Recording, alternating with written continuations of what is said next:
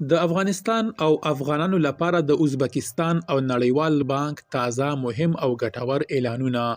ازبکستان او نړیوال بانک د افغانانو لپاره څنګه اعلانونه کړي؟ بشپړ جزئیات په ویډیو کې تر پایه وګورئ. پاتمنو لیدونکو ستړي مه شئ. د ازبکستان خبر لرو خو پیل پر نړیوال بانک کوو.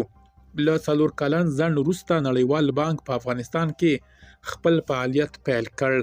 دوی به په افغانستان کې 45 میلیونه هغه ډالر چې نړیوال بانک د ځینو شرکتونو پوروړی و په 4 پړاوونو کې ورکړي ترڅو هغه نیمه پاتې پروژې پای ته ورسیږي چې د دوی له لوري د پیسو د نشتون له امله پاتې وي. بلخوا د نړیوال بانک لخوا په افغانستان کې خپل فعالیت پیلول د افغانستان پر روان وضعیت اطمینان او ډاډ دی چې په ټوله کې د افغانستان لپاره یو ډیر بهترین او خوندور خبر دی. د افغانستان او ازبکستان ترمنځ مهم اقتصادي هوکړې نهایی شوي دي.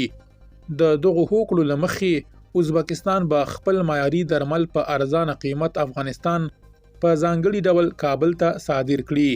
د افغانستان خصوصي سکتور او ازبکستان ترمنځ نوې سوداګریزې معاملې هم شوي دي.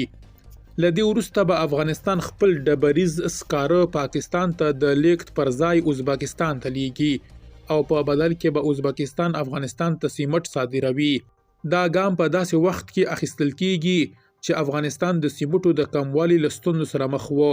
د دې تړون په عملي کېدو سره به د هیواد د سیمټو اړتیا تر ډیره پوره شي او د ودانیزو چارو بهیر به هم چټک او اسانه شي. درنو لیدونکو له ملتیا مو مننه.